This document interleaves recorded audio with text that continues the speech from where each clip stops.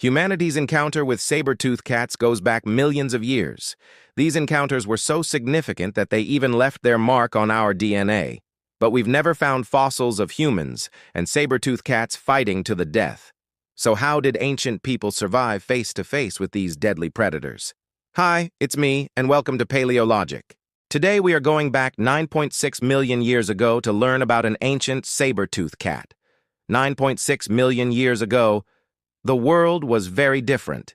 The modern human brain had not yet evolved, and Homo sapiens wouldn't appear for another 8 million years.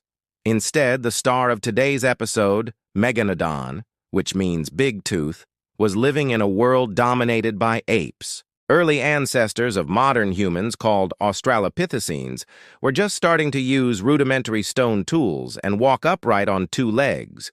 This would have been a scary time to be alive if you weren't a saber-tooth cat. Megalodon lived in both Africa and Asia during the late Miocene epoch. It belonged to a group of cats known as Machairophysis, which means long-crested teeth. These cats are commonly referred to as saber-tooth cats because of their long, thin, saber-shaped canines. Unlike modern cats, which typically use their canine teeth for slashing and their cheek teeth for biting down and holding on to prey, Machairophysis teeth were designed for stabbing. Their blades were so long that they couldn't even bite down on them without breaking their teeth. That meant that these cats needed a very different strategy for catching prey. Like other cats, Macrauchenia had retractable claws, but unlike other cats, their claws were not kept sheathed by the tough skin on the bottom of their paws. Instead, the skin on the bottom of their paws was loose, fleshy, and hairless, much like the skin between our fingers and toes. When they crouched on their hind legs to stalk their prey, their long claws extended past the tips of their toes and dragged along the ground, leaving long slashing marks.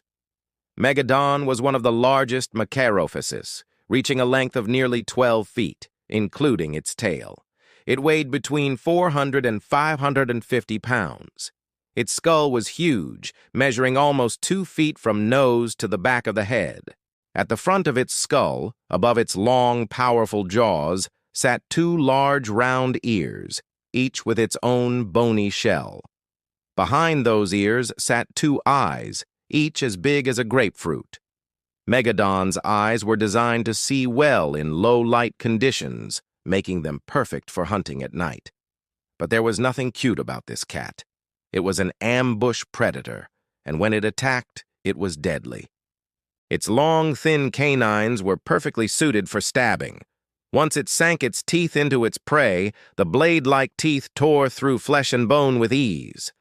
Megalodon probably used its canines to quickly dispatch large mammals, but it also had a surprisingly wide palate for such a specialized predator. In addition to the bones of large mammals, archaeologists have found small mammal bones, bird bones, and turtle shells in places where Megalodon lived, indicating that it ate pretty much anything it could catch. But life was not easy for Megalodon or any other saber-tooth cat. Saber-tooth cats had to wait until they were almost fully grown before they could successfully hunt. Even then, they needed to live in areas with plenty of prey and few competitors. They also had to have enough energy to launch themselves at their prey, slash and stab with their oversized, dangerous canines, and hold on while they brought their prey down. Given all these challenges, it's not surprising that only a few species of Machairophysis survived for more than 1 million years, and none of them made it to the present day.